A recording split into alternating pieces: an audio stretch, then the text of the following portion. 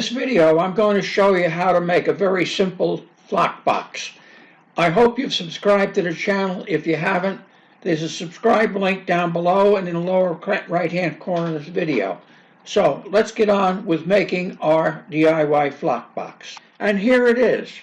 It's nothing more than a baking pan or any other piece of metal for that matter, to which we apply a static field.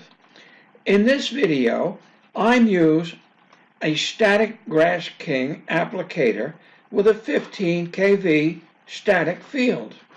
You can also simply use a negative ion generator and wire it as we show in the book How to Make a Static Grass Applicator that comes with a unit. And then we use our alligator applicator tool, again described in our booklet, to hold whatever it is to which we apply flock. Information about all these is below the video. Now that you know what you need, let's get to the meat of this. In this video, I'm showing you how to make your own DIY flock box. And what do we have? We have a pan. It's just a regular pan out of the kitchen cabinet. Use it temporarily. We have StaticGrassKing, the control unit, all assembled. You buy it as a kit. We hook the ground wire to the pan, and we use the alligator clip tool that we show you how to make with the static grass applicator kit. There's a link below the video. Go ahead, you go down there now, and you can see the and how to get to the information about the StaticGrassKing and make your own. And then what we're going to do here is I've got a metal screen onto which I put a piece of cloth just for demo purposes. I'll cover this with flock, and actually what I'll end up doing is using this in my layout in one of my scenes, because it'll work very well. Okay, let me stop this for now. I'll put the glue on the cloth, and I'll get closer to where you can see what. Okay, let's turn it on, and let's see what happens. Watch we pull that stuff up. Look how that's covered.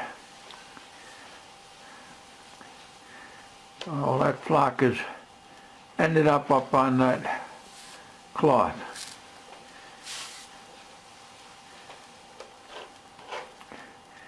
Nicely covered.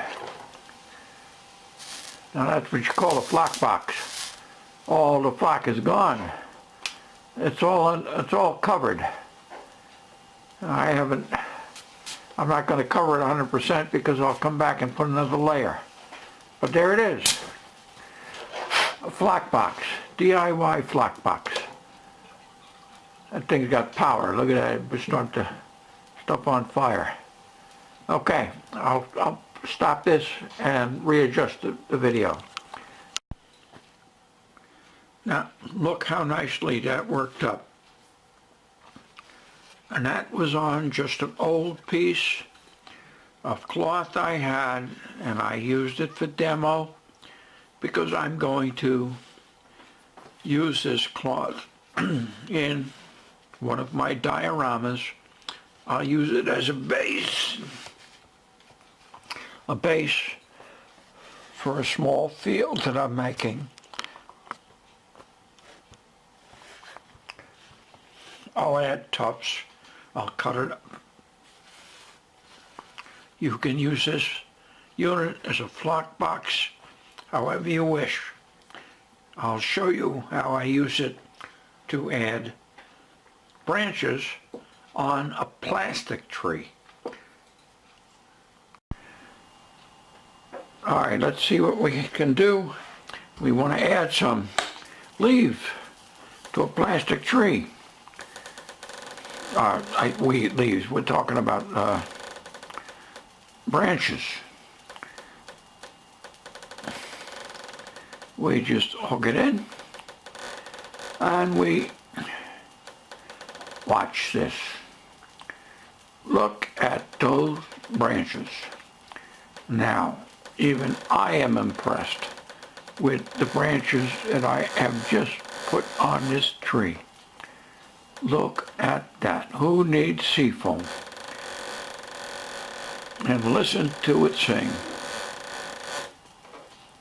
Oh, what a beautifully branched tree. Zowie. That is a flock box.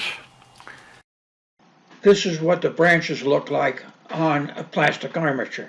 You can do this with twigs, weeds, wire trees, anything to which you want to add branches. See my other video on how to add branches to trees. This allows you to make your own trees without having to go to seafoam. So go ahead over to that video. I also have another video that shows how we go ahead and finish this tree out, adding the foliage to it. I hope that this has been informative.